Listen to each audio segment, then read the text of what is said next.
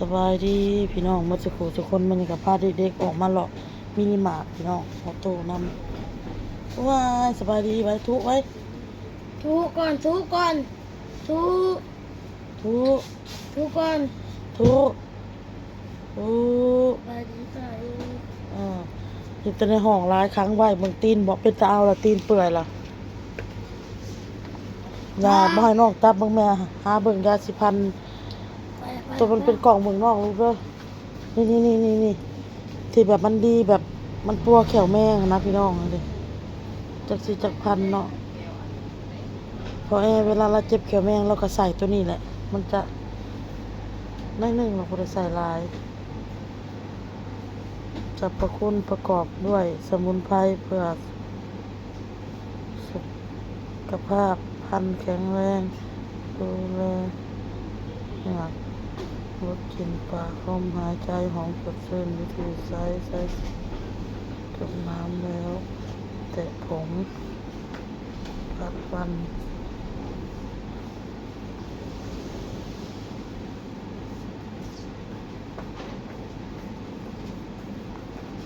4,000ตัวนี้เนาะเล็กน้อยต่ำกว่า6 ปีเอาเบิ่งน้องลูก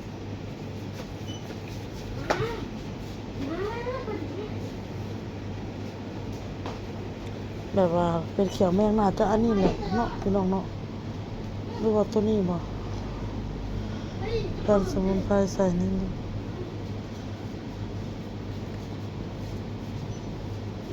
เวลาเจ้าสิแป้งเจ้าได้ลูกแป้งเจ้ามีบ่แป้งเป็นนี้แบบนี้แม่สิเว้าให้ฟังเบิ่งเด็กน้อยเบิ่งอันออโต้เอายาสีฟันไปจุ่มน้ำเปียกแล้วก็เอามาแปะผงนี่ล่ะถูเด้อมาโตเอายาสิบบีบยาสิบปันใส่ไม่เป็นพันบอกเราจะไปจุบน้ำมันจะสู้ถูแม่ใส่สบู่นี่ตะกอนเท่าไรเนาะสบู่นะครับพี่น้องเนาะ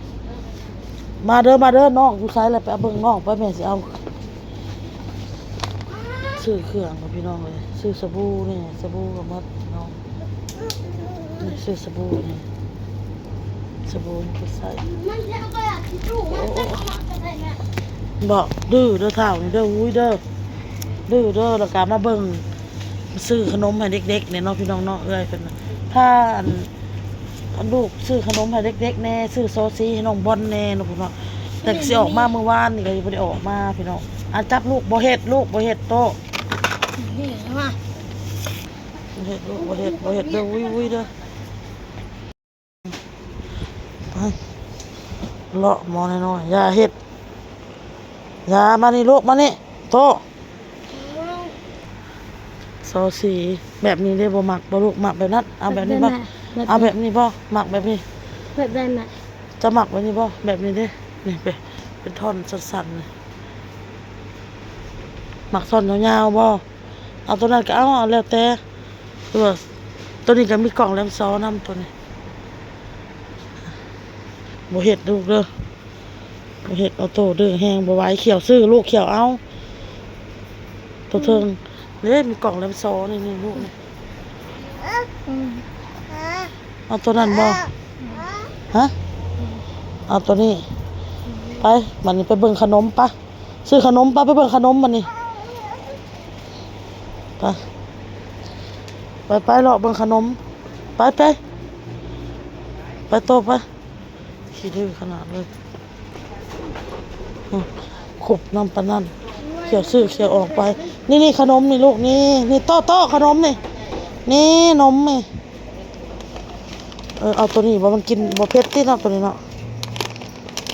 อย่ามันเผ็ดเลือกตัวบ่เผ็ดให้มันเฮ้ยมันเผ็ดตัวนั้นมันเผ็ดลูกบ่เอาตัวเผ็ดลูกเด้อบอลเอาแม่ลูกขนมจะเอาตัวใดลูกบ่เฮ็ดลูกนี่แม่จะเอาให้มาบ่เฮ็ดนี่เอาตัวนี้เจ้าสิเอาตัวใดลูกเอาตัวนี้บ่เจ้าเอาบ่เอาตัวนี้เนาะเอาตัวนี้บ่ขนมเอาตัวนั้นขนมให้เอาตัวที่ตัวมันบ่เผ็ดนี่เอาตัวนี้บ่วะเอาลูกเอาบอลเอาตัวเอาน้องบอล ตะวัน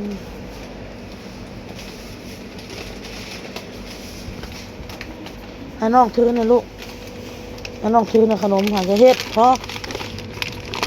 เอา ได้ยังแน่ยาสีฟันซอสีขนมแม่ซื้อให้เอาโต้ก็ได้ขนมขี้มูกง่อย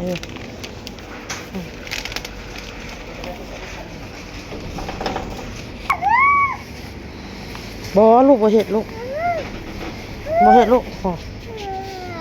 อ๋อไปลูกไปแม่อุ้มมาลูกมาแม่อุ้มมา หัวจ อ๋อโทรพี่น้องไอ้ห้องโอกมันเป็นไดบอลดีใจป่ะ ำ ดีใจได้ซอซีแหละดีใจพี่น้องได้ซอซีป้าบัดนี้เมื่อพี่น้องทำนี่แหละพี่น้องซื้อนมแล้วก็เสียนโอนเงินให้เบาเต้ซื้อนมมาให้ออโต้อีกพี่น้องซื้อนมซื้อแพมเพิร์สอยู่ทางสวรรค์มันถึกเนาะพี่น้องเนาะหลังจากพาลูกไปซื้อเครื่องคล้องแล้วเรียบร้อยกับพี่น้องมาเบิ่งมักเล่นเฮากับสุกหลายพี่น้อง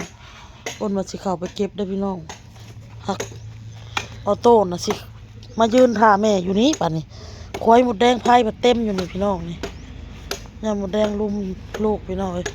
น้องบอลเพิ่นยังเข้าห้องน้ำอยู่น้องบอลออกมาให้น้องบอลเอาน้องเขาไปอยู่ในห้องพี่น้องเอ้าไม่คือล่มมาไม่อันเบาเต้เราค้ำกล้วยไว้พี่น้องเอ้ยนี่เครือจนยังอีกเม็ดหนึ่งพี่น้องก็ฮอดเทิงขี้ดินเนี่ยเนาะพี่น้องอันนี้สิเป็นมะกล้วยง่าวพี่น้องอันนั้นมะกล้วยน้ำว่าป่ะอ้นตัดปีออกกี้นี่พี่น้องตัดปีออกทำไมเขากับผมขึ้นมาอีกแล้วพี่น้องอ้นมาสูบน้ำควันนี่ใหญ่ขึ้นมาแล้วน้องพี่น้อง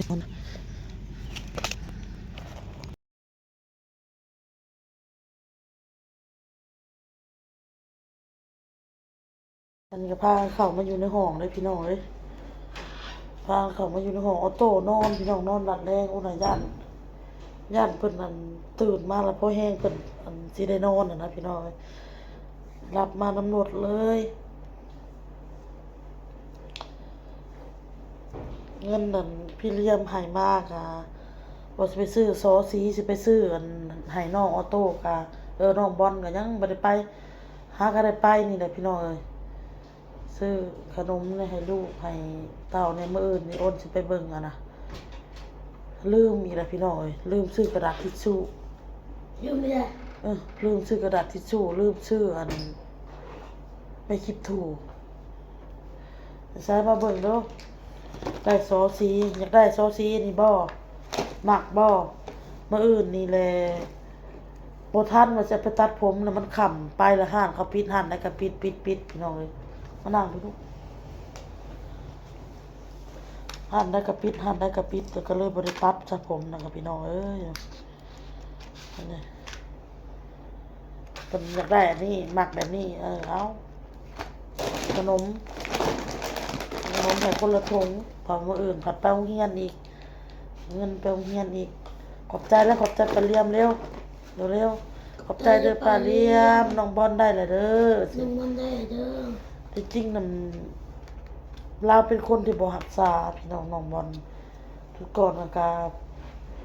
อีเพิ่นบ่ซื้อให้ทุกก่อนนะคะแล้วกับพี่ยังน้องเพิ่นซื้อให้พี่น้องเพิ่นพามาเป็นโซสีสาวรุ่งเรือนบ่ซื้อพามาตอนน่ะพักละลายแล้วก็เอาไปแต้มลิ้นแต้มหยังแล้วก็บ่เห็นพี่น้องปรากฏว่าบ่เห็นในเฮือนนี่คันว่าเราถิ่มเรายังมันต้องเห็นในเฮือนนี่หรือว่าให้หมู่ยืมแล้วบ่กล้าถามบ่ฮะ เอา ขอบใจแล้วเฮ็ดได้ขอบใจเพิ่นน่ะ ขอบใจป้าเยี่ยม เอาอวยพรให้เราหน่อยแม่ ให้สุขกระยายเด้อให้ทุกปานเด้อ สุขภาพแข็งแรงว่า ให้ ลูก สุขภาพแข็งแรงให้ร่ำรวย ให้ร่ำให้รวย ให้ร่ำให้รวย อยู่ดีมีแฮง อย่าอยู่ดีมีแห้ง ขอบใจหลายๆนี่ ปลอดใจยาย เอาพี่น้องคลิปนี้ก็บ่มีหยังพี่น้องเอ้ยพาเด็กๆออกไปหลอกข้างนอกพี่น้องเอ้ย มาแล้วก็ซื้อกระต้มขนมให้แล้วมื้ออื่นก็สิไปเบิ่งขวดน้ำให้น้องบอลมี FC คอมเมนต์หลายเนาะพี่น้องเนาะกับกระดาษทิชชู่อะไรพี่น้องที่ FC คอมเมนต์มาเฮาบ่แม่นว่าเฮาบ่อยากซื้อเด้อพี่น้องเด้อมันลืมพี่น้องคือออกไปวันนี้น่ะมันลืมโอเคพี่น้อง